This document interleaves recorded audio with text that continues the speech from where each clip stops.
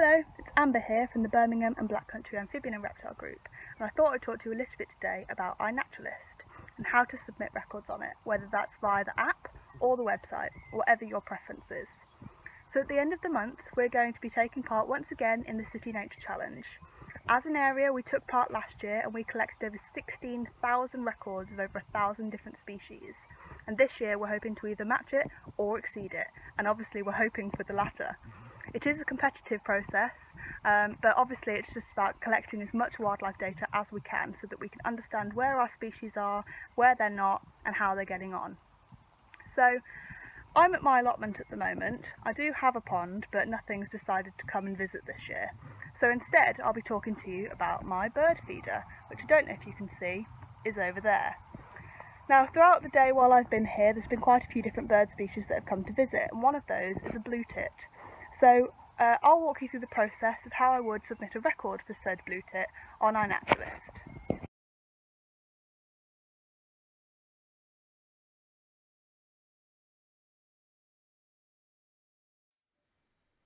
Right, so if you're looking to submit a record via the iNaturalist website, the first thing you have to do is log in, and it should bring you to a page that looks similar to this. So this is one of the landing pages for iNaturalist. And in the top right corner you'll see a green button that says upload. So that's where we'll start to get records uploaded onto iNaturalist. Once you click the green upload button, you'll come to a page that looks like this. And you can either drag and drop images to this page, or you can select photos from your documents by clicking choose files. You can also import photos from Flickr and Facebook, or you can import audio recordings from software like SoundCloud. Now, if you're more traditional and have Excel spreadsheets of species sightings, you can also upload CSV files and upload multiple records at once. You also have the option, if you haven't managed to get a photo, video or sound recording of the animal that you've seen, you can submit records without any media, and you would do that by selecting Add in the top left corner. And here you can either add photos or sounds, or you can add an observation without media. So if you saw something and you're pretty sure you know what it is and you're happy to submit a sighting for it, but you didn't get a photo, this is the option you would select. But today I managed to get a photo of my blue tit, so I can drag and drop my photo in and it will load. So here we can click in, see the photo of the blue tit, and we can look at that image and understand and recognise that the species that this bird is a blue tit. But in the instance that you're not so sure what you've seen and you've managed to grab a photo of the animal, iNaturalist has a feature called Assisted Identification. So if you click into species name, it will bring up loaded suggestions. So it's given me a list of options here, and straight away it's worked out right. It's a blue tit type bird. It's a blue tit or a azure tit. So if your photo isn't especially clear, or it's a bit blurry, or it's only half the bird, you know, sometimes they are a bit tricky to get. If you just want to narrow it down to the group of species, that is fine. Someone that maybe is a bit more familiar can help identify further. But in this case, the top suggestion iNaturalist has given me is a blue tit, which I can recognise as being correct. And that can be a really helpful feature if you're a little bit unsure as to what you've seen. So I can go ahead and select blue tit. I can then go in and select the date in which I saw this. So as we're planning to be recording over the City Nature Challenge weekend, you'd be looking at the 30th to the 3rd. But I'm doing this a bit earlier, so I can select today because that's when I saw the bird, and I can go in and select my location. So click into that and it'll bring up a map which is interactive, and I can zoom in to where the UK is and to where I am in the UK, and I can select my location. And just to demonstrate, if I click anywhere on the screen, it will bring up the coordinates and the named location, and I can then simply click Update Observations. Now that I've put in my location, I can also add a note to my record, and I can put in seen at allotment, and that just gives a bit more context to the record.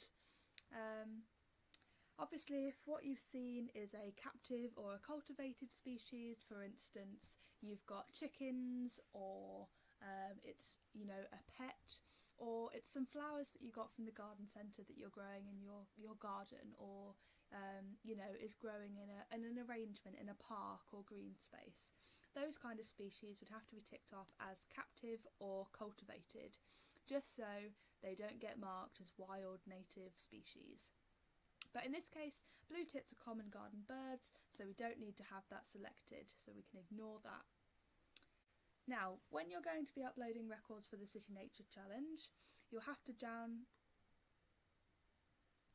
So, when we're uploading records for the City Nature Challenge, something you'll have to make sure you tick off is making sure you select the project. So if you can see on the So when we're submitting records for the City Nature Challenge, something that we will have to make sure we do when we're uploading the record is tagging the records into the project. So you'll see on the left here I have several drop downs, one of which is projects, so I can click on that, and then I can start to type in the name of the project. So in our case it is City Nature Challenge, and it'll be the 2021 Birmingham and Black Country City Nature Challenge. Now it's not coming up yet because the challenge isn't live to submit records, but once it is you should be able to select that. And if I've got more sightings to add, I can do that under Add in the top corner, and I can do that with photos or sound recordings or without media. So you can upload lots of records all in one go, and you can edit each of them by simply clicking on them. Once we've done that, we can then submit the record using the green button in the corner that says Submit Observation, and that'll take you through to your observations page, and you'll be able to see all of the records that you've submitted and their status. So you can see here my blue tit is at the very top of the list because that's what I've recorded today. And you can see that it says needs ID, so that means that someone else will have to come along and agree with me that it is a blue tit, and once they've done that it should get updated to research grade, which is the kind of status we want to be looking at, because that means the record will end up in national data pools for the UK that everyone can use and benefit from. And that's pretty much it. That's how we've submitted a record on the iNaturalist website.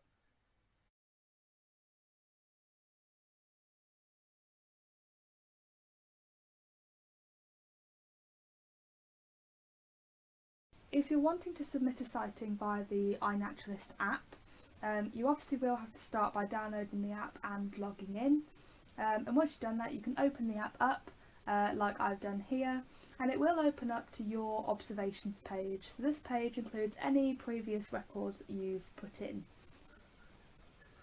So really nice and convenient, especially if you're on the go trying to submit sightings while you're out and about looking for nature and looking for wildlife. The app makes recording really simple. Now you'll see in the centre of my menu bar at the bottom there is a camera icon with the word observe. This is what we'll click on, and similarly with the website option, you have the ability to upload sightings with or without photos, and you can also record sound actually direct from the app. So if you're stood underneath the bird that is singing its heart out and you're really not sure what it is, you're definitely not going to get a photo of it, you can record audio, and you can upload that audio, and the suggested ID feature will help you identify the species based on the bird song that is in the audio recording. So really handy if you're just trying to capture as much of the wildlife that's around you. But in my case, I've spotted the blue tit at my allotment, and I have a photo of the blue tit, and so I can select camera roll, and I can select the image of the blue tit. So I've now submitted the image of the blue tit, and I can click next, and this brings up the record submission page. So it does look quite similar to the website page for this. It's got all of the same options, and I can click in and look at the image. So underneath where you can see the photo, there is a bar that says what did you see, view suggestions, and this is what you click on to input the species. So if you know what you've seen, you can type in the species name in this bar. So in this case I could type in bluetit, and there it is, the top option. I can select it. But if I'm not sure what I've seen, I can either look at the fact that it's suggested blue and azure tits as the group of birds it belongs to, or I can have a look at the top suggestions. So you'll see it's given me lots of options for different species of bird. Some of them definitely aren't in the UK, but that's because this app obviously covers the whole world, as does the website. But you'll see that the very top thing it's suggested to me is a Eurasian bluetit, which is the species that this bird is. So I can select that, and it's registered that, right, that image and this record is for a bluetit. As with the website, I can add a note saying seen at allotment, so there's just a bit of more context to my record. I can add in the date that I've seen it, so on the app I can either scroll through previous or future dates, or I can just select today, and I can also select the time. So I can put that as 9 AM because I did see it this morning. So once you've selected map, it brings up the same kind of interactive map that you get on the website, and you can zoom in and out, and you can select different points on the map. So it will select wherever the centre of this circle is, so make sure that your location is in the cross section of these lines. Something really handy that you can also do is search by location. So if you're anywhere in Birmingham, you can use the handy search button in the corner and simply type in Birmingham and click search, and I can go directly to Birmingham, England, and it's taken me right there. So if you want to quickly hop to roughly where you are and then zoom into your exact location, you can. There's also a arrow tool which will point the map to your exact location at the moment. So if you're looking for a quick reference to where you are, because where you are is where you've seen the species, that can be really handy too. So now that I've selected my location, as I said in the website uploading portion of this video, it is really important to make a note of whether or not you think the species you've seen is cultivated or captive. So if it's a garden plant or it's likely to be someone's pet, it is important to make a note of that so that the record reflects that it's not a native or wild species. But in this case we can leave it as no. I can also then go in and select project. So projects that you've joined will come up here, and I can select City Nature Challenge. I can then click share, and my record is uploading, and it'll take me back to my observations page. It might take a little moment to get that going, but once it's there, that's your record, and you can click into it and see exactly where you've seen it, and the verification status of it. So at the moment it says that it needs an ID, which means that someone else just needs to come along and double check that this is definitely a bluetit.